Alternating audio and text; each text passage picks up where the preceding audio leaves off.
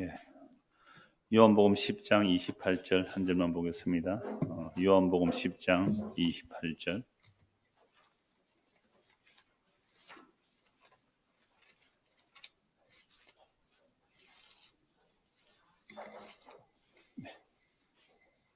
요한복음 10장 28절 한 절만 같이 읽겠습니다. 내가 그들에게 영생을 주노니 영원히 멸망하지 아니할 것이요 또 그들을 내 손에서 빼앗을 자가 없느니라. 아멘. 예, 오늘 하이델베르크 요리문답 31번입니다. 주보에는 그 31번부터 32번까지 같이 해놓았습니다. 그런데 내용이 너무 많아서 다음 주에 32번 보고 오늘은 31번만 보도록 하겠습니다. 자, 31로 고치면 됩니다. 31. 제가 문합니다. 여러분들은 답 읽어주시면 저도 같이 물론 답을 읽겠습니다. 왜 그는 그리스도 곧 기름 부음 받은 자라고 부릅니까? 그는 하나님 아버지로부터 임명되시고 성령으로 기름 부음 받아 우리의 재상의 선지자와 선생이 되시어 우리의 구원을 위한 하나님의 비밀한 경륜과 의지를 완전히 계시하시고 우리의 유일한 대제사장으로서 그의 몸을 단번에 제물로 드려 우리를 구속하셨고 항상 하나님 아버지께 중보 기도를 하시며 또한 우리의 영원한 왕이 되시어 그의 말씀과 성령으로 우리를 다스리시고 그가 얻은 구원을 누리도록 우리를 지키시고 보존하십니다. 아멘.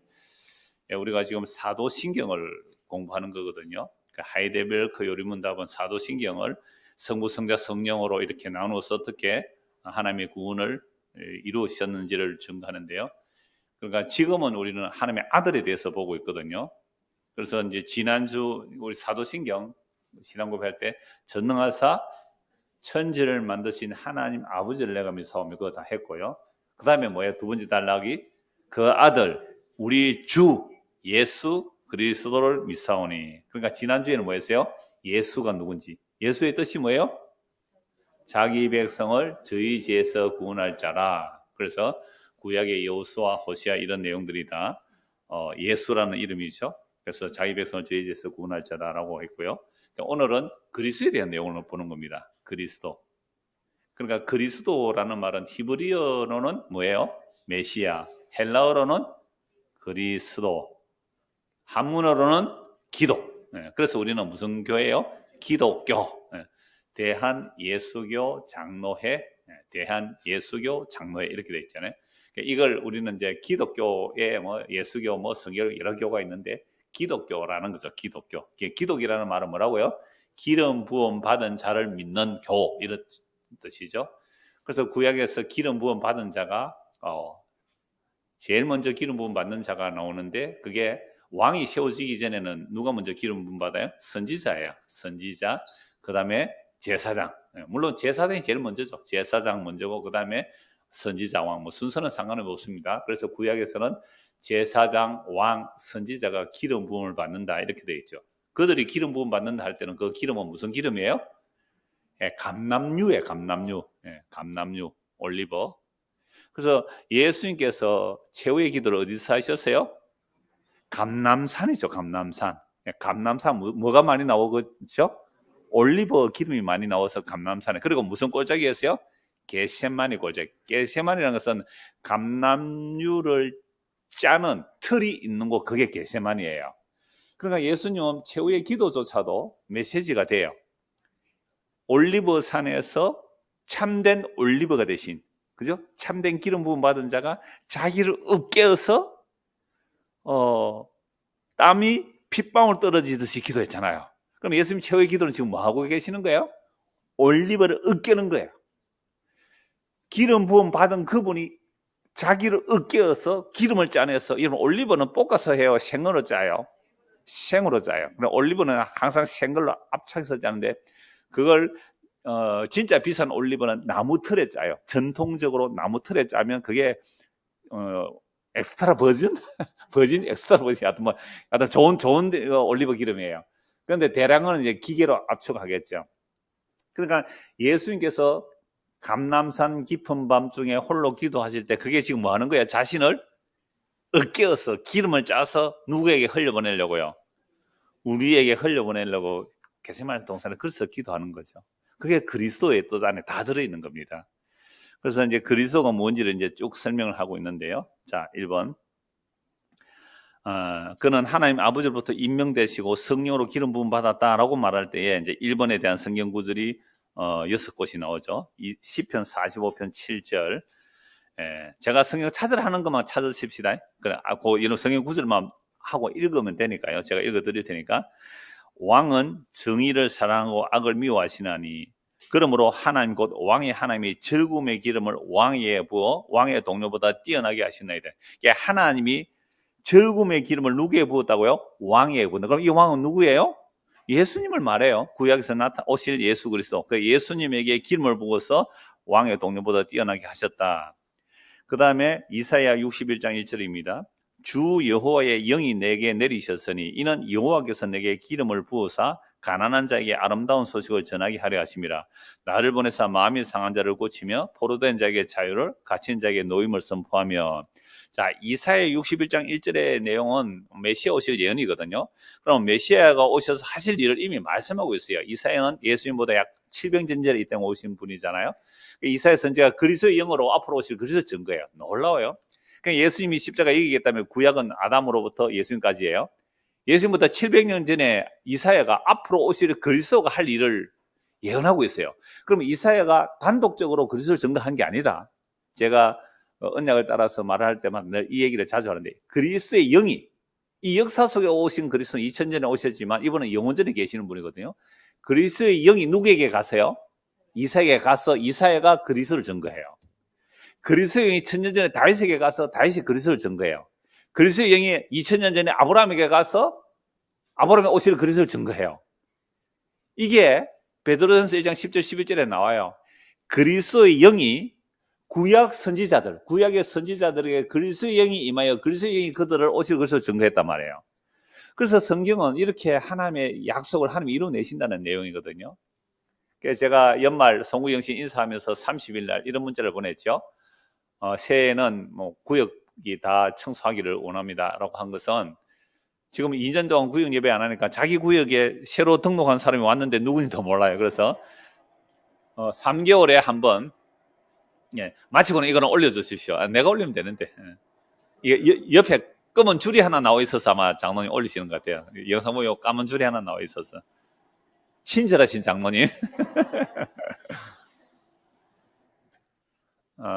그래서 제가 전체 단톡에 보내서 이 말씀 드렸잖아요. 구역은 3개월에 한 번이니까 그때 다 오세요. 청소하러 다 오세요. 구역 예배도 못 모이는데 그때 구역 교제하면 되잖아요. 그렇게 하시고, 두 번째는 이제 요한계시록 끝나면 제가 좀 주제별로 하려고 하는데, 여러분들이 혹 성경에 관한 궁금한 점이 있으면 질문해 주셔야 하는데, 많이 왔을까요? 적게 왔을까요? 거의 안 왔습니다. 그래서 어떤 분이 언약을 따라서 좀 해주시면 좋겠다는데, 저도 언약을 따라 할 생각을 했어요. 제가 10년 전에 이렇게 조금은 소책자로 만드는 것이 지금 전도용으로 만드는데요. 그걸 제가 은퇴하기 전에 좀 보완했으면 좋겠다 생각했는데, 뭐 때가 되었으니까 그 요한계시록 끝나고 몇 가지 주제를 하든지 또는 안 하든지 간에 언약을 따라서 전체를 한 번 더 다루려고 하긴 합니다. 자, 그래서 그리스도의 영이 구약의 선지자들에게 임하여 그 선지자들이 장차 오실 그리스도를 증거한 거예요. 이건요, 시공간을 초월하는 거거든요. 우리의 이성으로는 믿을 수 없는 내용이에요. 하나님의 계시가 이렇게 전달되고 있는데, 그래서 구약의 지금 시편은 다윗의 시편일 수도 있고 뭐 다른 선지자 시편일 수 있는데, 시편에서도 그리스도가 오신다를 말씀을 하고 있고, 이사야는 예수님보다 약 700년 전의 사람인데 오실 그리스도의 영이 무엇을, 그러니까 그리스도가 오시면 무슨 일을 하는가 할 때 주 여호와의 영이 내게 내리셨다는 거죠.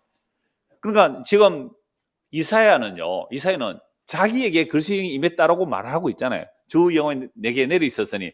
그래서 이사야 53장에 보면 고난받는 하나님의 종의 노래가 나오잖아요.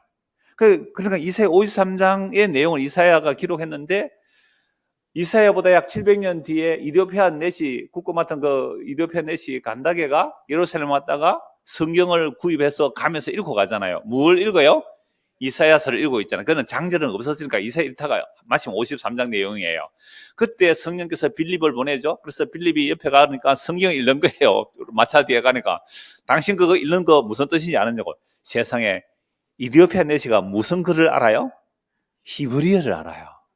그럼 이디오피아 내시가 그러면 이디오피아 안에서는 무슨 공부를 하고 있었어요? 히브리어를 알고 있었다니까요. 그럼 히브리어 언제부터 알았을까요? 서바여왕이죠, 서바여왕. 솔로몬의 지혜를 듣기 위해서 남방여왕이 와서 모세오경 가져갔을 거 뻔한 일이에요. 가장 큰 보물 아니에요. 그걸 가서 공부를 했으니까 그게 벌써 솔로몬이 왔을 때는 예수님보다 한 950년 전이니까. 그러니까 정말 이런 거 보면요, 성경은 너무 놀라요. 그럼 이디오피아 내시가 온 것은 그 스바 여왕으로부터 하면은 무려 950년이고, 그죠? 이사야 선지자로 하면 700년 뒤에요. 그럼 벌써 1000년 동안 히브리서를 가지고 그 이디오피아 고관들은 뭐 하고 있었어요? 공부하고 있었다. 율법을 알았다는 거예요. 율법을 알기 때문에 오순절날 순례하러 왔어요. 이방 그 재무부 장관이. 안 놀랐습니까? 전 너무너무 놀랐고요. 1000년 뒤에 만약에, 그지요? 만약에 오늘 여기 어떤 사람이 설교 들어왔다고 합시다. 예를 들어서 어떤 사람이 낯선 사람이 설교 들어왔어요. 당신 어디서 왔어요? 그러는데 그 사람이 이디오피아 사람이래. 이디오피아 사람이 여기 와서 왜 왔어요? 예배 드리러 왔어요. 얼마나 놀랄 일이냐 말이에요. 그래서 이러고 할 때 딱 들으니까 히브리어로 읽는 거예요. 당신 그거 읽는 거 압니까? 그러니까 이 사람이 뭐라 그래요? 막 가르쳐 주는 사람이 없는데 누가 가르쳐 줍니까? 이렇게 말해요. 그러니까 내 위에 올라와서 앉으세요. 마차에 같이 가져가면서 이사야 50장 이 말씀이 이사야 자기를 말합니까? 선지자 자기를 말합니까? 아니면 다른 사람을 말합니까? 놀랍죠? 놀랍죠? 왜요? 이디오피아 내시가 그렇게 본다니까요. 그래서 이사야가 주의 영이 내게 임하여서니 이렇게 말하면 우리는 이사야 자기 말입니까? 오실 그리스도의 말입니까? 그렇죠. 오실 그리스도 이렇게 해야 되죠. 주의 영이 내게 임하여서니 여호와께서 내게 기름 부어. 이거 이사야가 1인칭으로 말해. 내게라고 하니까 이사야 자기가 말해요. 근데 이사야는 지금 누구 영이 임해서 그래요? 예수님의 영, 그리스도의 영이 임하여 그렇게 예언하고 있는 거예요. 이디오피아 내시도 그래. 이 사람이 이사야 선지자 자기를 말하느냐 아니면 다른 사람을 말하느냐. 그때 빌립이 뭐라 그래요? 그 말씀으로 가리켜 이사야 61장 예를 들어서 다 생략되어 있지만 53장 읽었지요? 61장 한번 읽어볼래요? 61장에 주의 기름 부음 받은 자가 온다 그랬죠. 이분이 그리스도인데요. 이 그리스도하고 예수라고요. 이래서 구약을 가지고 예수님을 증거하니까 내 세례 받으면 안 됩니까? 받으시라고 해서 세례 받고 갔잖아요. 이디오피아 내시가. 그래서 이디오피아 내시가 가서 뭐 했을까요? 구약 성경 읽겠다, 이사야 성경 읽겠다, 복음 들었겠다 가서 뭘 전해요? 이 구약에 기록된 이 율법이 그 이사야 선지자 말한 그 기름 부음 받은 자가 누구라고요? 예수라고. 그래서 이디오피아는요, 지금도 예수 믿는 사람 많아요. 나도 한번 가보고 싶은데, 가본 사람이 그러더라고요. 그래서 제가 옛날에 설교할 때 그 얘기 했잖아요. 영국에서 세계 박람, 정원 박람회를 해요. 영국에서 세계 박람회 하는데요. 그리고 우리나라 비원이 정원, 세계 정원 박람회 1등 한 거 아세요? 하여튼 우리나라 정원은 우리는 자연 친화서예요. 그러니까 지붕을 이어도 지붕이 뒤에 산세하고 선이 같아요. 라인이 같단 말이에요. 라인이.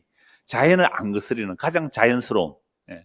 나무도 막 일본은 어때요? 막 비틀고 희고 거지가 막 아기자기 이렇게 꾸미는 정원이잖아요. 한국은 굉장히 자연스러워요. 이런 정원이 마음을 편안하게 하죠. 왕이 마음이 편안하도록. 그래서 그런데 하여튼 영국에 정원 박람회 하는데요. 이건 실화 영화에, 실화로 알아요. 실화 영화인데 그 영화를 하다가 남자친구하고 트러블이가 남자친구가 아프리카로 갔는데 또 이 여자친구가 그 남자친구를 만나러 가요. 그 정원 박람회 만들기 위해서.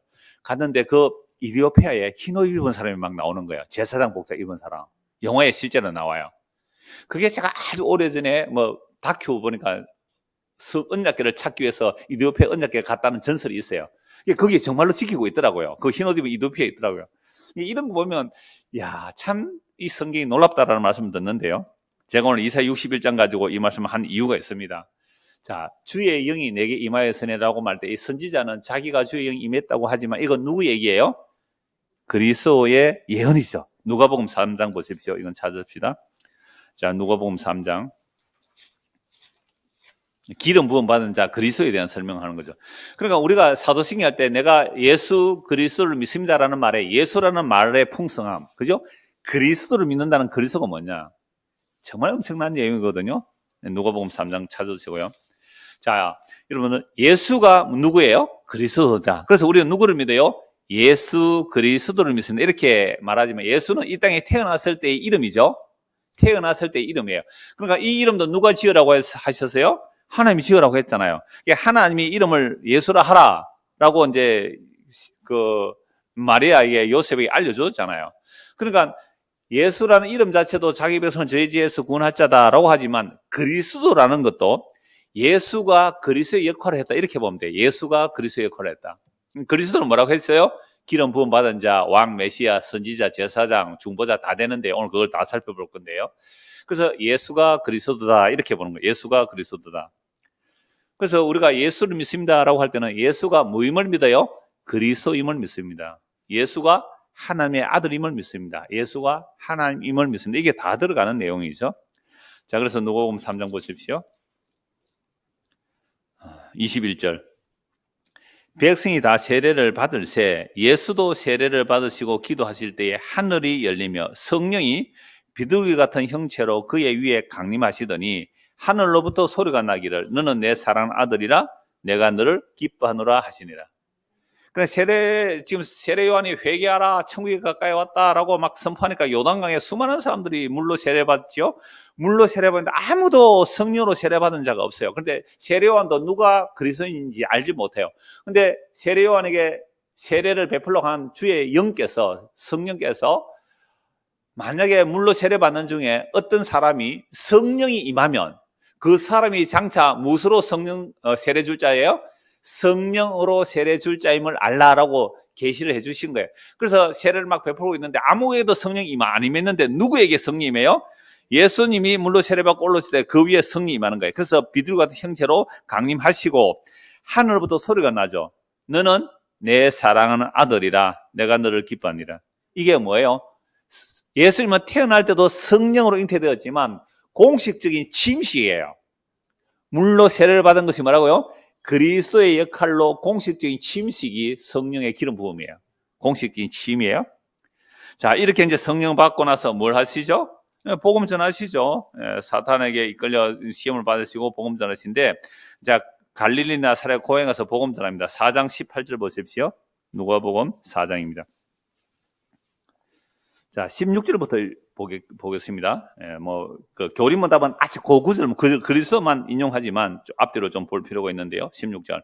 예수께서 그 자라나신 곳 나사렛에 이르사 안식일에 늘 하시던 대로 회당에 들어가서 성경을 읽으려고 서심해. 지금도 유대인 회당은 이렇게 한대요. 그러니까, 율법책을 이제 펼쳐놓고 이렇게 하죠. 그런데 회당장이 지목을 할 수 있대요. 여기 누구누구 지목을 해서 앞에서 이렇게 하는 거죠. 그럼 읽고 유대인 성인 남자가 되면요. 유대인 성인 남자가 되면 누구든지 율법을 읽을 수 있고 잠시 코멘트 할 수 있는 거예요. 그래서 회당장이 이제 이사야 성경 들어나 딱 펼쳐놓고 누구 하나 지목하는 거죠.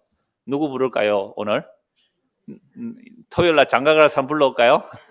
여기 와서 한번 읽으세요 하고 이제 비켜 서는 거예요. 그러면 와서 예수님이 성경책을 취한 게 아니에요. 회당장이 성경책을 드린 거예요. 근데 그게 무슨 성경이에요? 이사야 성경이에요. 그 당시 성경이 이렇게 양피지에 기록해서 두루마리로 뚜루 말아 놓거든요. 우리 조선시대에 임금님에게 상소할 때 어떻게 해요? 글을 써서 그걸 두루마리로 뚜루룩 접죠. 족자도 그렇게 만들죠. 뚜루룩 접어서 두루마리 쭉 펼쳐서 상소를 읽잖아요. 그런 것처럼 성경이 두루마리로 기록된 거예요. 그 이사야 두루마리 회당에 가면 여기 창고에 있는데 모세 오경 두루마리가 있을 거고 이사야 성경을 내가지고 어떻게 해요? 펼쳐놓은 거예요. 그러니까 예수님께서 그 두루마리를 쭉 펴서 읽는 거죠. 그래서 성경을 읽으려고 서심에 선지자 이사야 글을 드리거나 그러죠. 예수님이 선택했어요? 회당장이 성경을 드렸어요? 드린 거예요. 선지자 이사야 글을 드리거늘 책을 펴서, 그러니까 이 두루마리 한 권이에요. 하나래 하나. 이런 책이 안에 쭉 펴서 이렇게 기록된 데를 어떻게 해요? 찾으시니. 그러니까 장절은 없어요, 옛날에. 그러니까 우리가 읽었던 방금 이사야 61장 1절을 읽는 거예요. 1절, 2절을. 자, 18절. 주의 성령이 내게 임하셨으니. 이게 어디에 나오는 거예요? 이사야 61장 1절. 주의 성령이 내게 임하셨으니 이는 가난한 자에게 복음을 전하게 하시려고 내게 기름을 부으시고 나를 보내사 포로된 자에게 자유를, 눈먼 자에게 다시 보게 함을 전파하며 눌린 자를 자유롭게 하고 주의 은혜의 해를 전파하게 하려 하심이라 하였더라. 책을 덮어 그 맡은 자에게, 누구예요? 회당장이죠. 맡은 자에 주고 의자에 앉으니, 그게 모세의 자리예요. 해당에 가면 이 의자, 우리 강대상 뒤에 의자 있잖아요. 그게 앉는 거예요. 그게 모세의 자리라 그래서 거기 앉으니 뭐 하기 위해서요? 말씀을 앉아서 전해요. 모세의 자리니까 권위가 있잖아요. 그냥 앉아서, 여러분들이 다 뭐에 저를 딱 주목하잖아요. 예수가 앉아 딱 주목하는 거 주목해 보는지라. 이에 예수께서 그들에게 말씀하시되 이 글이 오늘 너희에게 이루어졌다. 오늘 이 말씀이 너희에게 이루어졌다라고 하니까 그 은혜로 말씀을 놀랍게 얘기했는데, 너 요셉 아들 아니냐? 뭐 마리아 아들이냐? 저 갈릴리 나사렛 고향이거든 지금.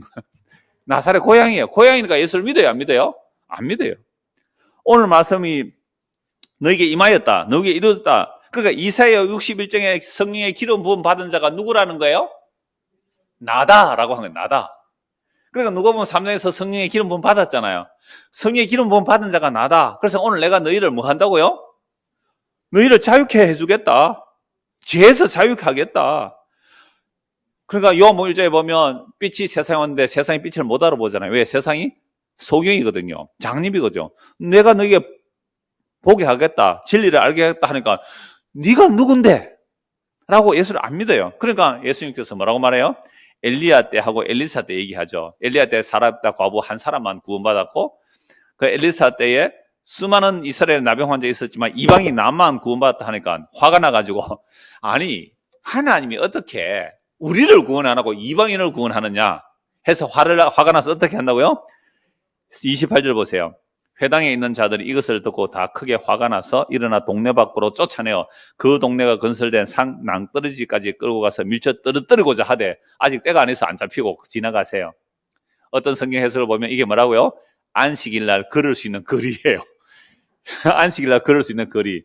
조금만 더 가면요, 안식을 어긴다, 안식을 어긴다 거짓말 하는데 예수는 어떻게 해요? 지나가 버렸어요. 유대인들이 그렇게 철두철미하게 안식일 지킨다고 율법 지켰지만 누구 죽이려고 해요? 예수 죽이려고 해요. 하나님의 기름 부음 받은 자, 3장에 누가복음 3장에서 성령의 기름 부음 받은 자가 내가 성령의 기름 부음 받은 자라고 하니까 사람들이 어떻게 해요? 예수를 죽여버리려고 하죠. 결국 나중에는 죽이죠. 결국 죽이죠. 그럼 왜 사람들은 이 예수를 그렇게 죽이려고 했을까요? 이들은 소경입니다. 율법 받아도 소경이에요. 그래서 저는 우리 아이들 주일학교 또 중고등부 옛날에 설교할 때에 예수님이 왜 자기를 비워 낮춰 오셨는가? 우리 어른들이 좀 이해할 수 있잖아. 영광의 하나님이 자기를 비워 종의 모습으로 오시지 않으면 우리는 예수님이 하나님인데 하나님 영광의 본체로 오시면 그 순간에 뭐라고요? 심판이에요, 심판. 2000년 전이 심판이라고요. 그러니까 예수님 재림하실 때는 어떤 모습으로 오세요? 하나님의 영광의 본체로 오세요.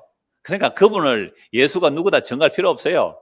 지금 이 역사 속에서 십자가에서 죽은 그 예수가 그리스도임을 믿는 자들은 그날에 그리스도의 영광의 몸으로 부활하게 되지만, 그렇지 않은 자들은요, 두말할 것 없이 그냥 둘째 사막으로 스스로 퐁당퐁당 들어가야 되는 거예요. 그러니까 이 역사 속에서, 이 역사 중요해요. 이 역사 속에 우리가 복음의 선포를 듣고 예수를 믿는다는 것이 얼마나 어마어마한 일이냐 말이죠. 아까 죄악 벗은 우리 영혼은 어떻게요? 기뻐 뛰며 주를 보게, 기뻐 뛰어야 되는데요.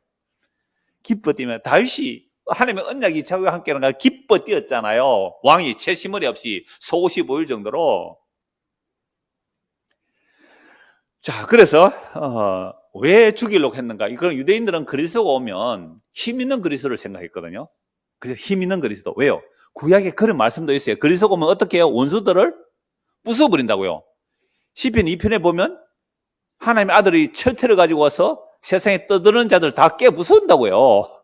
그런 그리스도를 기대하고 있었는데 저 갈릴리 나사렛 예수가 그리스도다 그러니까 이 미친놈이라고 때려 죽여버렸잖아요.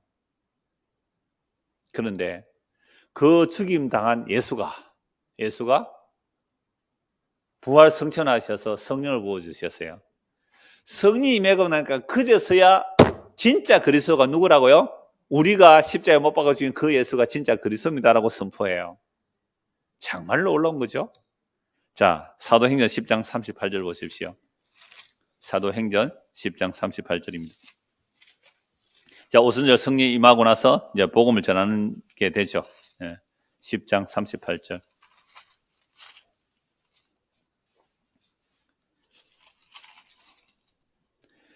하나님이 나사렛 예수에게 성령과 능력을 기름 붓듯 하셨음에 누구에게 성령을 부어주셨다고요? 나사렛 예수에게 이렇게 말하잖아요. 자, 지금 이 복음은 누가 어디에 가서 전해요? 베드로가 이방인 고넬료 집에 가서 전하죠. 유대인들은 이방인 집에 가서 먹지도 않습니다. 그런데 하나님께서 가라고 하죠. 성령에 밀어붙이니까 가서 전하는죠. 그래서 36절 만유의 주 대신 예수 그리스도로 말미암아 화평의 복음을 전하사 이스라엘 자손들에게 보내신 말씀. 그 유대인들은 지금 복음을 누구에게 보내는 말씀이라 그래요? 이스라엘 백성에게 보냈지. 예수님도 그랬잖아요. 나는 이스라엘의 잃어버린 자 외에는 보냄을 받지 않았다 그랬잖아요. 그 1차는 누구예요? 이스라엘이에요. 유대인들은 알아요. 근데 이방인에게 가래요. 이방인에게 가래요. 보내신 말씀 곧 요한이 그 세례를 반포한 후에 갈릴리에서 시작하여 온 유대에 두루 전파된 그것을 너희도 알거니와. 즉 세례 요한이 회개하라 하고 나서 예수님이 복음 전하는 그 이야기를 너희도 알거니와. 이방인도 알죠? 하나님이 나사렛 예수가 뭘 부어주셨다고요? 성령과 능력을 기름 붓듯 하셨으며 그가 두루 다니시며 선한 일을 행하시고 마귀에 눌린 모든 사람을 고치셨으니 이는 하나님이 함께 하셨습니다. 아까 이사야 61장의 예언을 누가복음 4장에서 예수님께서 그 말씀이 이루어졌다 그러고 십자가에 죽으시고 부활 성천하셔서 역시 성령을 보내셔서 이 복음 선포를 통하여 오늘도 무슨 일이 일어나요? 마귀에게 사로잡혔던 자들이 죽기로 돌아오는 거죠. 그래서 이방인 고넬료가 예수 믿고 그 집안이 예수 믿고 구원이 일어나게 되는 겁니다. 그래서 기름 부음이 뭔지를 지금 설명하는 거예요. 기름 부음이. 자, 히브리서 1장 9절 제가 읽어드릴게요. 주께서 의를 사랑하시고 불법을 미워하셨으니 그러므로 하나님 곧 주의 하나님의 즐거움의 기름을 주께 부어 주의 동료들보다 뛰어나게 하셨다. 아까 시편에서 나온 것처럼 주께서 즐거움의 기름을 그 주의 종에게 부었다. 그분이 누구예요? 그리스도다. 그 그리스도가 누구예요? 십자가에 못 박혀 죽은 나사렛 예수다. 이걸 전하는 거죠. 자, 두 번째. 그래서 예수님은 하나님 아버지로부터 임명되시고 성령의 기름, 아까 임명식 받죠? 하나님 임명하는 거.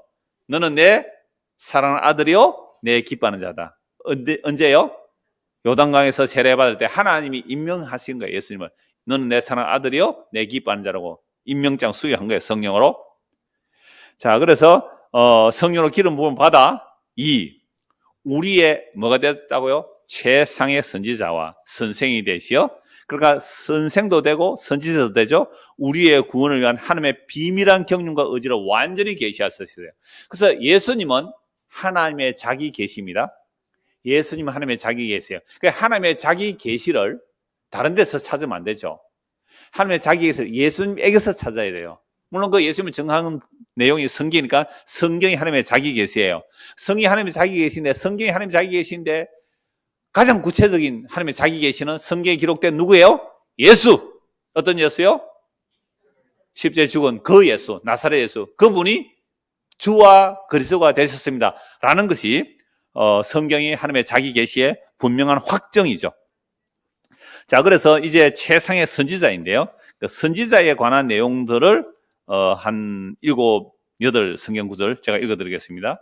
자, 신명기 18장 15절. 네 하나님 여호와께서 너희 가운데 내 형제 중에서 너를 위하여 나와 같은 선지자 하나를 일으키시리니 너희는 그의 말을 들을지니라. 이거 누구 말씀이에요? 모세죠. 그래서 모세가 이스라엘 백성들에게 나중에 나와 같은 선지자를 일으킬 텐데 너희는 그의 말을 들으라 그랬잖아요. 이 선지자를 누구라 그래요? 예수님이라고. 이거 나중에 신약에 또 나오니까요. 그때 보겠습니다. 이사야 55장 4절. 보라, 내가 그를 만민에게 증인으로 세웠고 만민의 인도자와 명령자로 삼아사니. 그래서 역시 이사야 성경이에요. 예수님을 만민의 증인이 되고 만민의 인도자와 명령자. 그래서 오늘 예수님이 우리의 뭐가 돼요? 인도자가 되고 명령자가 되는 거예요. 그러니까 예수님의 명령이 우리에게 임하였기에 그 명령인 말씀이 살아서 우리를 역사서 예수의 인도를 받고 살아가는 거죠. 마태복음 11장 21절. 내 아버지께서 모든 것을 내게 주셨으니 아버지 외에는 아들을 아는 자가 없고 아들과 또 아들의 소원대로 계시를 받는 자 외에는 아버지를 아는 자가 없어요. 그러니까 이 땅에서 하나님 아버지를 아는 자는 누구뿐이라고 하세요? 예수님뿐이죠. 그래서 예수님께서 아버지를 아시기에 그 예수님의 소원대로 우리에게 계시를 주셔야만 우리가 누구를 아는 거예요? 하나님의 아버지를 아는 거예요. 예수님을 아는 것이 아버지 아는 것이고 예수님 모르면 하나님 아버지를 모른다 이 말이죠. 그래서 하나님이 사람이 되어서 오신 예수 그리스도가 온전히 우리의 인도자가 되어주시는 거예요. 선생이 되어주시는 거죠. 예, 요한복음 1장 18절. 본래 하나님을 본 사람이 없어도 아버지 품속에 있는 독생하신 하나님이 나타내셨느니라. 하나님을 본 사람이 없어요. 보면 다 죽었는데 어떻게 볼 수 있어요? 구약에도 하나님이 나타나셨잖아요. 그럼 구약에서 나타난 하나님은 자기를 낮춰오신 거예요. 역시 하나님이 자기를 낮춰오셨어요. 하나님의 영광의 본질은 다 죽거든요. 그래서 하나님이 시내산에 강림하셨을 때 뭘로 가리고 와요?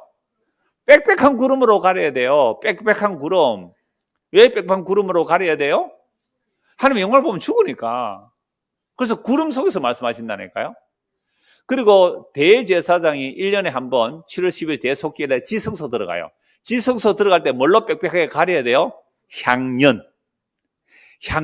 향으로 지성소를 빽빽 가려야 돼요. 안 가리면요 죽어요. 그래서 하나님이 그 언약궤 뚜껑 두 그룹 사이에서 말씀하죠. 속죄가 일어나야 되고 하나님의 그 영광을 그 구름이 가리듯이 향년이 가려져야 말씀을 들어요. 근데 신약에서는요, 이제 그 구름도 필요 없어요. 그 향년도 필요 없어요. 십자가에 못 박히신 예수를 보니 하나님의 은혜와 진리가 충만하더라. 이게 뭐예요? 눈에서 수건이 벗겨진 거예요. 십자가에 못 박힌 예수 하나님의 은혜가 진리가 충만한 걸로 보여야 돼요. 이제 그분이 하나님의 영광의 본체로 나타날 것은 재림할 때에 나타날 거예요. 그래서 우리도 그와 함께 얼굴을 맞대어 볼 것이고요. 요한복음 15장 15절입니다. 이제부터는 너희를 종이라 하지 아니하리니 종은 주인이 하는 것을 알지 못함이라. 너희를 친구로 하였노니 내가 내 아버지께 들은 것을 다 너희에게 알게 하였습니다. 아버지께 들은 것을 내가 너희에게 다 알게 하였기 때문에 너희는 나의 친구라라고 불러주세요. 사도행전 3장 22절 모세가 말하되 주 하나님이 너희를 위하여 너희 형제 가운데서 나 같은 선지자 하나를 세울 것이니 너희가 무엇이든지 그의 모든 말을 들을 것이라. 이거 아까 신명기 18장 15절이잖아요. 신명기 18장 15절의 말씀을 오순절 성리임한 사도들이 사도행전 3장에서 그 말씀을 그대로 인용하면서 모세가 말한 그 선지자가 누구다? 예수다. 모세가 말한 그 선지자가 예수다. 너희는 그 예수 말 들어. 이렇게 말씀하는 거죠. 에베소서 1장 9절 10절입니다. 그 뜻의 비밀을 우리에게 알리신 것이요 그의 기뻐하심을 따라 그리스도 안에서 때가 찬 경륜을 위하여 예정하신 것이니 하늘에 있는 것이나 땅에 있는 것이 다 그리스도 안에서 통일되게 하려 하심이라. 하나님의 뜻의 비밀을 누가 알아요? 예수님만이 알죠. 우리는 몰라요. 하나님의 그 뜻의 비밀을 알려주신 분이 예수님인데 그 때가 찬 경륜을 따라 이 땅에 오셔서 하늘에 있는 것이나 땅에 있는 것이나 다 그리스도를 위하여 그리스도 안에서 뭐예요? 통일되는 거죠. 여러분들 우리가 참 타락한 죄인이라는 게 드러나는 게 여러분들 우리 넓은 교회가 누구 중심으로 통일되면 좋겠어요? 네, 우리 넓은 교회 누구 중심으로 통일되면 좋겠어요? 그죠? 나 중심으로 통일되면 좋겠죠? 그죠? 네. 장로님은 누구 중심으로 통일되면 좋겠어요? 장로님 중심으로. 목사가 그냥 장로말 잘 들으면 좋아. 그런 목사를 좋아하더라고요, 장로들이. 목사는 또 누구 중심으로 통일되면 좋겠어요? 네, 목사 중심으로 통일되면 다 내 말 한마디로 촥촥 잊어버리고 돌아가야 돼요. 근데 우리 교회는 가장 말 안 들어요, 목사 말을. 그게 좋은 목사예요? 여러분들 잘 섬겨드리러 왔으니까. 그래서 통일이라는 것은요, 글은 우리가 해체되고 그리스도 중심으로 통일돼야 돼요. 우리 타이틀 지금 내려놓으러 오는 거예요. 타이틀 다 내려놓고 예수님으로 통일되는 것. 이게 하나님 뜻이에요. 한번 봅시다. 골로새서 1장입니다. 골로새서 1장 26절.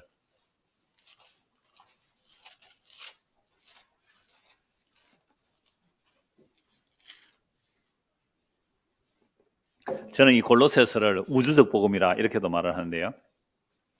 자, 그러니까 지금 우리가 1분 답변을 살펴보는 거예요. 우리의 최상의 선지자와 선생이 되시어 우리의 구원을 위한 뭐요? 하나님의 비밀한 경륜과 의지를 완전히 계시하셨어요. 누가요? 예수님이. 하나님의 그 영원한 비밀, 그 영원한 구원의 경륜을 예수님이 다 보여주셨는데 방금 우리가 에베소 잠시 읽어봤고요. 지금 보는 게 이제 골로새서예요. 1장 26절 27절입니다. 같이 한번 읽을까요? 이 비밀은 만세와 만대로부터 감추어졌던 것인데 이제는 그의 성도들에게 나타났고 하나님이 그들로 하여금 이 비밀의 영광이 이방인 가운데 얼마나 풍성한지를 알게 하려 하심이라. 이 비밀은 너희 안에 계신 그리스도시니 곧 영광의 소망이라. 하나님이 영원전부터 만세 전부터 감췄던 하나님의 비밀이 뭐라고요? 너희 안에 계신 그리스도다 그래. 너희 안에 계신 그리스도다. 오늘 오전에 상속 받았어요? 오늘 오전 말씀에 상속 받았어요, 우리가? 무엇은 상속을 받았어요? 우리 안에 그리스도를 상속 받았잖아요. 예수는 몸으로 오셨고 예수가 이루신 일이 그리스도예요. 그래서 예수가 그리스도예요. 예수와 그리스도를 분리시키면 안 돼요. 예수가 그리스도이신데 그 그리스도의 영이 우리에게 왔다 그랬잖아요. 그리스도의 영이. 예수님 우리 몸으로 안 와요. 영으로, 성령으로 오시대. 그리스도의 영이 우리 안에 왔단 말이에요. 그럼 우리는 뭘 받았어요? 상속 받았어요. 여러분 진짜 이 상속 받았어요? 영원한 하늘의 상속을 받았기 때문에 세상에 있는 것 나눠줄 수 있는 거잖아요. 그래서 저는 오늘 얘기를 전하면서 깜짝 놀랐어요. 선교 헌금을 우리 교인들보다 외부 사람들이 더 많이 했더라고요. 그렇죠? 오늘 여러분 얘기해서 보셨잖아요. 선교 헌금 우리 교인들이 한 선교 헌금보다 외부에 있는 사람들이 선교를 더 많이 했어요. 물론 이제 인터넷에서 들으니까 뭐 인터넷 방송 비용도 나갈 거 아니에요. 그래서 이제 보내기도 했고 선교 비용 말고 그러니까 경상비죠, 경상비. 일반 연보예요. 우리 교회 게시판에는 그게 이제 두 가지 있잖아요. 하나는 경상비, 하나는 선교비가 있는데요. 경상비로 한 것도 여러분 아마 보셨을 거예요. 내가 뭐 구체적인 금액은 인터넷에서 내 말씀 안 드리지만, 정말 좀 깜짝 놀랐거든요. 그 사람, 저는 얼굴도 모르고 이름도 모르는 사람들이잖아요. 인터넷으로 더 들으니까. 그런 분들이 이렇게 연부를 했더라고요. 그러니까, 적어도 왜 그랬을까요? 우리 교회도 오지도 않는 사람들이 인터넷 듣고 왜 연부를 했을까? 저는 이렇게 봐요. 당신이 그리스도를 전해줘서 고맙습니다. 이 말 아니에요. 네? 그리스도를 전해줘서 고맙다는 거예요. 그러니까 우리가 그리스도가 우리 안에 임하여 있다. 그러니까 하나님의 영원한 비밀의 경륜이 뭐냐? 그리스도인데 그 그리스도는 어디에 있다고요? 너희 안에 있다. 너희 안에. 하나님의 말씀이 높아서 끌어내리는 게 아니에요. 하나님의 말씀이 저 음부에 가 있어서 우리가 끌어올리는 게 아니에요. 그 말씀이 가까워. 네 입에 있고 네 마음에 있다. 이게 새 언약입니다. 하나님의 말씀이 우리 안에 있다는 거예요. 그래서 예수를 믿으면 예수가 우리 안에 뭐가 와요? 상속을 받은 거잖아요. 그러니까 제가 상속하다 잠시 연보 얘기했는데요. 영원한 상속을 받았기 때문에 한량없는 상속을 받았기 때문에 연보 정도 할게 그건 별거 아닌데 라고 한 거예요. 이름도 그렇다고 누가 뭐 연보만 했다고 알아주기나 합니까? 뭘 하겠어요? 그거요. 우리 안에 있는 진짜 영광의 상속을 받았기 때문에 당신도 그 상속 받았어요? 하면서 서로 교제하고 나누는 거잖아요. 그래서 너희 안에 계신 그리스도는 뭐라고요? 영광의 소망이다. 영광의 소망이다. 이게 뭐 어마어마한 내용인데요. 20절 한번 볼까요? 골로새 1장 20절.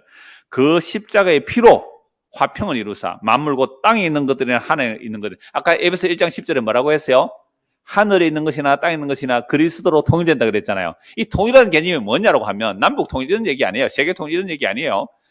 하나님과 우리 사이가 원수되어 있는데 예수님의 피로 우리가 화평하게 됐다 이 말입니다.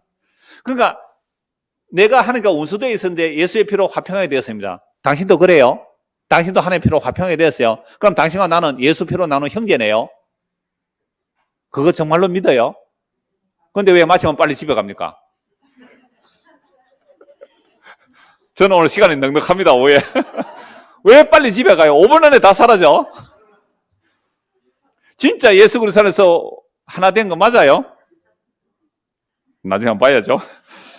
십자의 피로 화평. 그래서 내가 정말 예수의 피로 원수된 내가 하나님과 예수의 피로 하나님과 하나 되고 나니까 이웃과도 뭐가 돼요? 이게 예수 피로 하나가 되는 거잖아요. 이게 예수 피로 하나가 되는 거잖아요. 이 놀라운 하나님의 감추진 그 비밀의 경륜이 누구라고요? 너희 안에 계신 그리스도다. 자, 이제 제사장에 대해서 봅니다. 선지자, 그리고 선지자가 완벽한 우리의 선생이 되셔서 하나님의 비밀한 경을 다 계시해 주셨어요. 자, 그럼 이제 제사장입니다. 세 번째, 제가 3 표시해 놨죠. 우리의 무슨 제사장?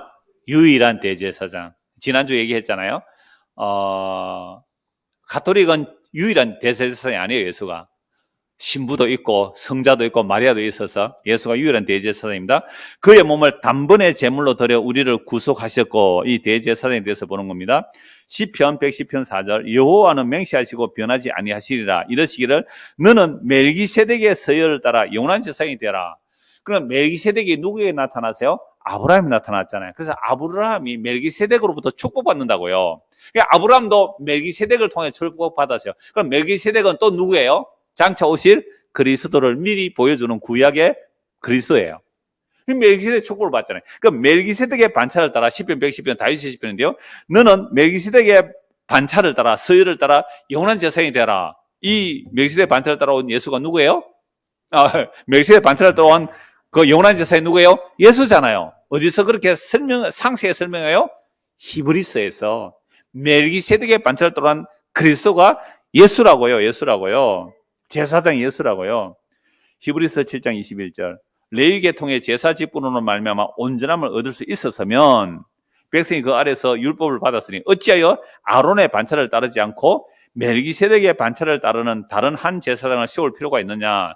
시편 110절을 바로 히브리서 7장 21절에서 받아서 뭐라고 말씀하고 있는 거예요? 만약에 구약의 제사장이 온전할 수 있었다면 왜 아론의 반차를 따르지 않고, 아론이 대제사장이잖아요. 그 아론의 반차를 따라 레위지파가 제사장이 되지 않고 멜기세덱의 반차를 따르느냐. 그래서 멜기세덱의 반차를 따라오는 다른 한 제사장을 세우기 위해서 예수는 레위지파로 안 오고 누구 지파로 와요? 유다지파로 와요. 그죠? 예수는 레위지파로 안 오고 유다지파로 와요. 왜요? 멜기세덱의 반차를 따라서 전혀 다른 노선을 따라온다 이 말이죠. 그게 멜기세덱에 따라오셨다. 히브리서 9장 12절, 14절, 28절 연결해서 읽어드리겠습니다. 염소와 송아지의 피로 하지 아니하고 오직 자기의 피로 영원한 속죄를 이루사 단번에 성소에 들어가셨느니라. 하물며 영원하신 성령으로 말미암아 흠없는 자기를 하나님께 드린 그리스도의 피가 어찌 너희 양심을 죽은 행실에서 깨끗하게 하고 살아계신 하나님을 성비게 하지 못하겠느냐. 이와 같이 그리스도도 많은 사람의 죄를 담당하시려고 단번에 들으신 바 되셨고 구원에 이르게 하기 위하여 죄와 상관없이 자기를 바라는 자들에게 두 번째 나타나시리라. 이거 우리가 옛날에 히브리서를 다 본 말씀인데요. 얼마나 놀라워요. 예수님의 피로 허물로가 죄로 죽은 우리를 깨끗하게 하시고 하나님께 드렸단 말이에요. 하나님께. 그래서 우리의 죄를 담당하시려고 단번에 자기를 드려서 우리를 구원에 이르게 하셨고요. 이건 속죄가 되는 거죠. 우리의 죄가 예수의 피로 속죄가 되었죠.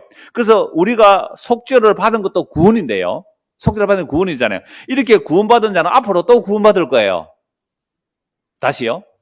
예수의 피로 단번에 속죄를 받았어요. 근데 이런 자가 앞으로 또 구원을 받는데요. 무슨 구원 받아요? 몸의 구원이에요. 예수의 피로 우리는 단번에 구원 받았는데 아직도 몸을 가지고 있는 한 뭐가 나와요? 제 몸이라서 죄가 나와요. 그런데 이 몸의 구원이 있어요. 로마서 8장 23절.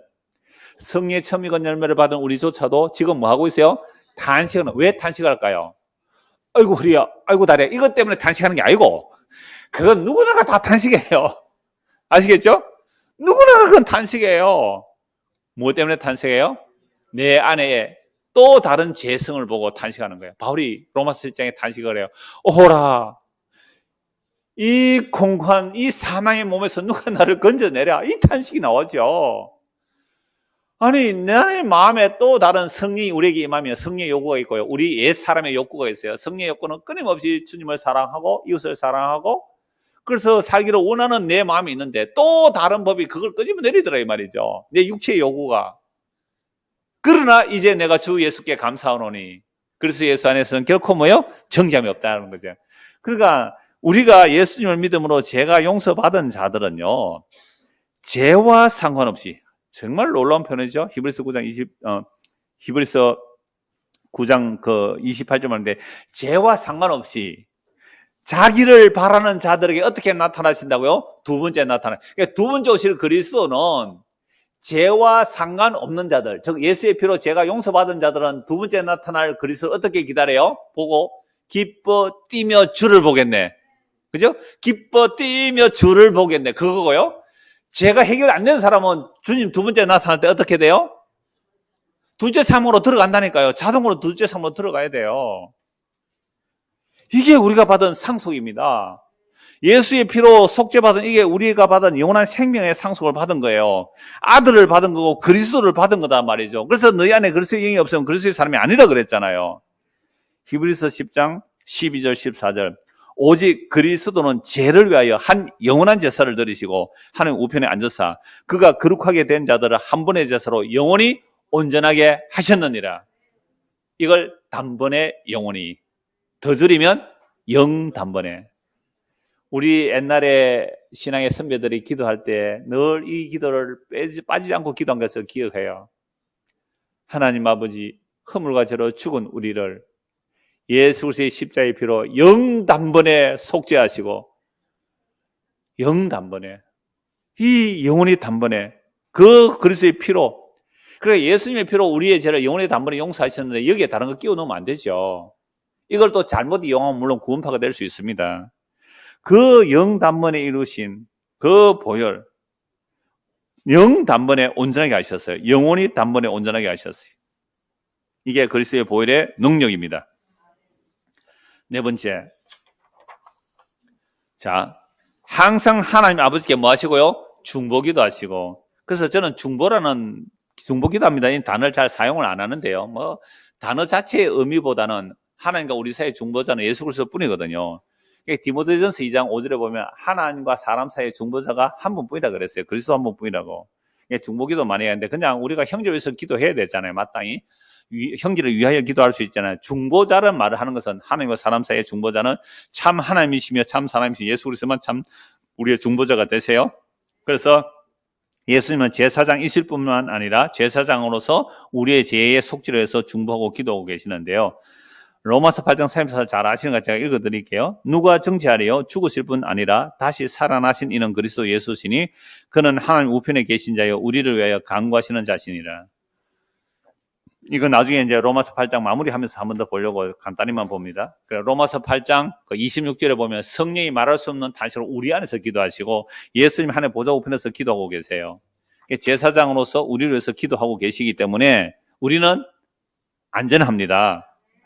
히브리서 7장 23절 제사장 된 그들의 수요가 많은 것은 죽음으로 말미암아 항상 있지 못하므로다. 히브리서 9장 24절 그리스도께서는 참 것의 그림자인 손으로 만든 성소에 들어가지 아니하시고 바로 그 하늘에 들어가사 이제 우리를 위하여 하나님 앞에 나타나시고. 예수님은 건물로 된 성전에 안 들어가시잖아요. 그 제사지 콜라를 안 가요. 어디로 가세요? 자기 피로 하늘로 바로 들어가셨다는 거예요. 요한 1서 2장 1절 나의 자녀들아 내가 이것을 너희에게 섬은 너희로 죄를 범하지 않게 하려니라. 만일 누가 죄를 범하여도 아버지 앞에서 우리에게 대언자가 있으니 곧 의로우신 예수 그리스도라. 그러니까 사도 요한이 편지를 쓰는 이유가 너희가 죄를 범하지 않게 하려고 한다. 죄를 범하지 않게 하려고 한다. 무슨 죄요? 예수가 그리스도임을 믿지 않는 게 죄거든요. 예수가 하나님의 아들임을 믿지 않는 거. 그래서 이 당시는 영지주의가 있었기 때문에 예수는 하나님의 아들이라고 말하면 어떻게 거룩하신 하나님이 더러운 육체에 올 수 있느냐라고 해서 가현설, 가짜라는 거예요. 예수로 나타난 거, 가짜로 보여준 거라는 거죠. 그러니까 예수가 정말 하나님의 아들고 그리스도를 믿지 않으면 그게 적그리스도다 그렇게 말씀했거든요. 그게 예수와 그리스도를 분리시키는 거예요. 나사렛 예수가 그리스도예요. 십자가에 못 박혀 죽은 그 예수가 그리스도예요. 이걸 분리시켜버리니까 영주주의가 되는 거예요. 그래서 이걸 이제 말하면서 내가 너희에게 이 편지를 쓰는 이유는 너희가 죄를 범하지 않게 하려고. 그럼 죄는 뭐요? 십자가에 죽은 그 예수가 하나님의 아들이고 그리스도임을 믿지 않는다면 그게 죄라는 거예요. 그래서 그런데 우리도 죄를 범하지만 그런데 우리가 죄를 범하면 누가 있다고요? 대언자, 곧 어르신 예수 그리스도가 우리를 위해서 중보기도 계시기 때문에 우리가 우리의 구원이 완전하고 안전하다고 믿을 수 있는 거예요. 여러분 성경의 말씀을 왜 이렇게 기록해 놓았냐 하면 성경이 이렇게 말해요. 내가 이 말을 미리 기록해 놓은 이유는 나중에 이런 일이 일어났을 때 너희가 내가 그인 줄 알게 하려고 이렇게 한다. 그래서 성경은 하나님이 자기 약속을 신실하게 이루기 때문에 야 하나님이 말씀하시면 반드시 하나님이 이 말씀을 이루어내시구나. 그래서 아주 간단하게 이렇게 말할 수 있는 거예요. 하나님께서 이렇게 말씀하세요. 내 아들 예수를 믿어라. 그러면 너희 죄 용서해 줄게. 예, 하나님 아들 예수를 믿습니다. 그럼 너 죄 용서하마. 이게 하나님이 자기 약속이거든요. 가장 간단한 내용으로 제가 말씀을 드렸습니다. 물론 그걸 말하려면 하나님의 영원한 약속이 있어야 되고 허물과 죄로 죽은 우리는 우리가 스스로 결단할 수 없기에 하나님의 은혜로 우리를 살려주셔야 예수를 믿게 됩니다. 뭐 이렇게 다 설명을 붙여야 되지만 가장 간단하게 말하면 그렇게 말할 수 있단 말이에요. 왜요? 성이 하나님의 약속이에요. 하나님의 약속을 하나님께서 얼마나 신실하게 이루어내셨는가 보라는 거예요. 그래서 우리에게 요구하는 건 하나님께서 다른 거 아니에요. 하나님께서 우리에게 요구하는 건 한 가지예요. 한 가지. 예수 믿어라. 얼마나 간단해. 예수 믿으라는 거예요. 예수 안 믿는 사람은 뭐 믿어요? 자기 행위 믿고 썩어질 것 믿고 자기 공로 믿고 살겠죠. 예수를 믿는다는 말은 주여 나는 믿을 구석이 하나도 없습니다. 나는 아무리 나를 봐도 내가 믿을 구석 하나도 없습니다. 그래서 나는 오직 주님의 은혜만 믿습니다. 나는 예수님만 믿습니다. 예수님 나의 왕이십니다. 예수님 나의 선지자입니다. 예수님 나의 영원한 제사장입니다. 예수님 나의 선생입니다. 예수님 나의 중보자입니다. 그걸 믿는 거예요. 5번. 이제 왕으로서 다스리는데요. 얼마나 완벽하게 다스리는 왕이실까요? 자, 5번. 또한 우리의 무슨 왕이 되시고요? 영원한 왕이 되시어 그의 말씀과 성령으로 우리를 다스리시고 그가 얻은 구원을 누리도록 우리를 지키시고 보존하십니다. 우리의 영원한 왕이 되시어 그의 말씀과 성령으로 우리를 다스리시고 그가 얻은 구원을 누리도록 뭐 하도록요? 누리도록 우리를 지키시고 보존하십니다. 어젯밤에 아까 제가 청소했다 그래 한 3시간만 청소하고요. 좀 피곤해서 이제 저녁 먹고 좀 쉬다가 제가 다 보지는 않았는데 붉은 소매 끝동 뭡니까? 그거 뭐예요? 붉은 옷소매 끝동? 뭐 그래요? 하여튼 그걸 제목 최종화라 그랬다고 그래서 최종화를 한번 봤거든요. 최종화 보면 다 아는 거 아니에요? 그거 뻔한 얘기니까. 정조 얘기 아닙니까? 사도세자의 아들 정조 얘기잖아요. 그러니까 정조 때 사실은 통치를 잘했다 그래요. 굉장히 백성들이 좀 편안했대요. 백성들을 위한 정책을 많이 펼쳤대요. 하여튼 정조가 그랬다 그러던데 마지막에 최종회라서 이거 뭐지? 제가 그거 볼 시간은 없었거든요. 주로 금토합니까? 제가 못 봤는데 최종회 보면 다 본다 해서 한번 최종회를 봤어요. 보니까 왕이 이제 젊었을 때 덕이 이건 싫어하거든요. 그 사람이 김씨가 였던 창녕에 무슨 성이 많아요? 성기덕. 성씨가 있어요. 창녕 성씨가 많아요. 그 사람인데요. 사랑했잖아요. 궁녀인데 되게 사랑했죠. 사랑해서 내가 이제 왕이니까 너를 지켜주겠다 그랬거든요. 그리고 너 아이도 지켜주겠다고. 근데 첫 아이 홍교로 죽고 둘째 아이도 나한테 일찍 죽어요. 둘 다 요절하고 그 다음에 왕비도 죽어요. 아니 조선시대 왕은 신과 같은 존재예요. 근데 어떻게 해요? 내가 너를 지켜주마 왕으로서. 그리고 너희 자녀도 내가 지켜주마. 지켜줬어요? 못 지켜줬어요? 서희 다 죽었어요. 마누라도 죽고 둘도 다 죽었거든요. 뭘 지켜줘요? 지켜주기는 못 지켜줍니다. 세상 왕은 못 지켜줘요. 근데 영원한 왕은 어떻게 우리를 지켜주세요? 자기 죽음으로. 그러니까 죽은 부인의 친구, 그죠? 왕이 안 살려주잖아요. 안 살려주잖아요. 그러니까 우리의 영원한 왕은요, 어떻게 우리를 살려주느냐 하면, 영원한 왕이 우리 대신에 자기 죽음으로 살려낸다고요. 왕은 안 죽어요. 왕은 안 죽고 살려준다, 못 살려줘요. 영원한 왕은 자기 죽음으로 우리를 살려줘요. 그게 뭐예요? 십자가 아닙니까? 그러니까 교회가 이 얘기 외에 할 게 뭐 있겠어요? 그래서 시편 2편 6절 내가 나의 왕을 내 거룩한 산 시온에 세웠다. 시편 2편에 왕을 세웠다니까 철장근세 가지고 오는 왕인 줄 알았는데 뭐하는 왕이에요? 십자가 지는 왕이니까 싫다 버렸다는 말이에요. 스가랴서 9장 9절 시온에 따라 크게 기뻐할지어다 예루살렘에 따라 즐거이 부를지어다 보라 네 왕이 네게 임하시나니 그는 공의로우시며 구원을 베푸시며 겸손하여서 나귀를 타시나니 나귀의 작은 것 곧 나귀 새끼니라. 왕이 뭐 타고 있었다고요? 나귀 새끼. 겸손하셔서. 그러니까 백마 타고 오는 왕을 기다렸는데 성경은 나귀 새끼잖아요. 나귀 새끼 타고 오니까 호산나 노래를 불렀어요. 근데 예루살렘에 가서 성전 장사하는 사람 쫓아내고 별일 없잖아요. 그래서 예수를 배척해요. 그러나 백마 타고 오시는 분이 오실 때는 심판이에요. 그때가. 그러니까 지금 낙이 타고 오신 예수, 십자가에 지신 예수를 믿어라. 이 말이 복음 선포예요. 마태복음 21장 5절 스가랴 9장을 그대로 봤죠? 시온 딸에게 이르기를 네 왕이 내게 임하나니 그는 겸손하여 낙이 곧 멍에 매는 짐승의 새끼를 타도다 하라 하였느니라. 마태복음 28장 18절 예수께서 나와 말씀하여 이르시되 하늘과 땅의 모든 것을 내게 주노니 예수님께서 뭘 가지고 있었어요? 하늘과 땅의 건설 다 가지셨기에 그 건설로 제자들에게 주면서 땅 끝까지 복음 전하라. 그러면 내가 오리라. 그렇게 말씀하셨죠. 누가복음 1장 33절 영원히 야곱의 집을 왕으로 다스릴 것이며 그 나라가 무궁하리라. 이 마리아가 수태고지할 때 그 아기로 오신 예수가 영원히 야곱의 집을 다스리라. 그 나라가 영원 무궁하리라. 요한복음 10장 28절 내가 그들에게 영생을 주노니 영원히 멸망하지 아니할 것이요 또 그들을 내 손에서 빼앗을 자가 없느니라. 아까 제가 정조 이야기한 이유가 그거예요. 아무리 자기가 사랑하고 내가 너를 빼앗기지 않을 거야. 내가 너를 보호할게. 내가 너 자식을 보호할게. 아무도 빼앗기지 않을 거야. 물론 정적들에 의해서 모함당하면 죽임당하고 유배당하잖아요. 내가 정적들에 대해서 지켜주겠다 그렇게 말했지만 홍역 하나에 다 죽었어요. 자기 아내 못 살려요. 그런데 예수님은 만화의 왕이시오 만주의 주가 되신 그분이 우리를 살리기 위하여 자기 생명을 내어놓으셨어요. 여러분 자기 생명을 내어놓았는데 다 줬잖아요. 가장 귀한 거. 내가 그들에게 영생을 주노니 영원히 멸망하지 않을 것이요 또 그들을 내 손에서 빼앗을 자가 없습니다.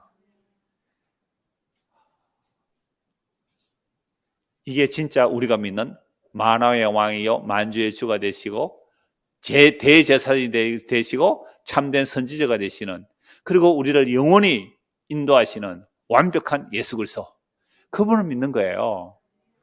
그런데 왜 어깨가 축 처져 살아요? 왜 기가 푹 죽어 살아요?